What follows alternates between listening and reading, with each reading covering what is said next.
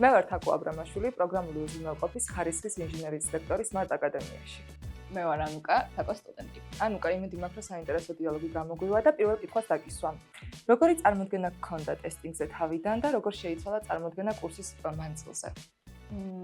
თავიდან დაახლოებით წარმოდგენა მქონდა რა სფერო არის და სად გავდინაბიც, მაგრამ მე უფრო მარტივად ვუყურავდი და მეგონა რომ რაღაც ხარისხი არის, მეთქი ბაგების პოვნა.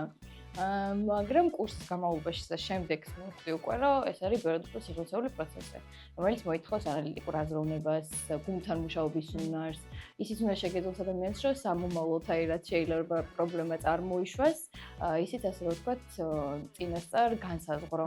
მოკლედ ბევრად უფრო ესეთი კომპლექსური თემა ამბობს და ვიდრე მეკონა. ოკეი. მიღებდი და კისორჩევს კითხვას. შენი გამოცდილებით, რამდენად მნიშვნელოვანია manual testing-ის საფუძვლები იმისთვის, რომ ავტომატიზაციაში გადავიდეთ უკვე?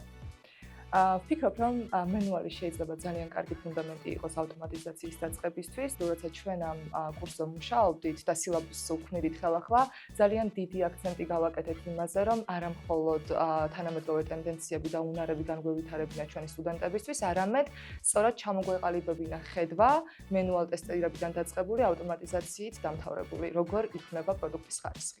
ანუ ორივე მნიშვნელოვანია, რომ ერთიანი და ორგანული იყოს.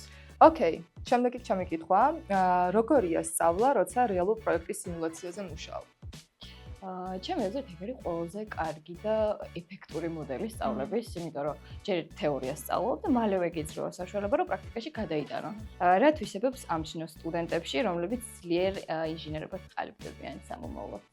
ხო, სანამ ამ კითხვაზე გიპასუხებ, მინდა აღვნიშნო, რომ სულ არ აქვს მნიშვნელობა, როგორი ბექგრაუნდიდან მოდიან სტუდენტები, მთავარი არის უბრალოდ ის ძალისხმევა, რომლის ჩადებისთვისაც მზად არიან კურსის მანძილზე. გამოვყოფდი მზადყოფნას შრომისთვის, თანმიმდევრულობას და რა თქმა უნდა, მუდმივი განვითარებისთვის მზადყოფნას.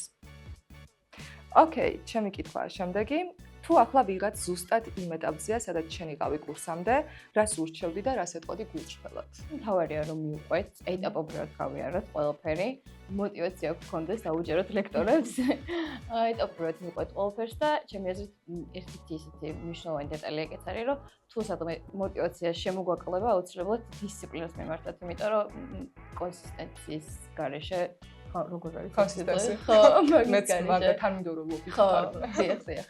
შეუძლებელია რომ მივხვდეთ სამდროულ ღირებულ შედეგს რომ ხების. კარგი, ჩემი კითხვა არის შემდეგი.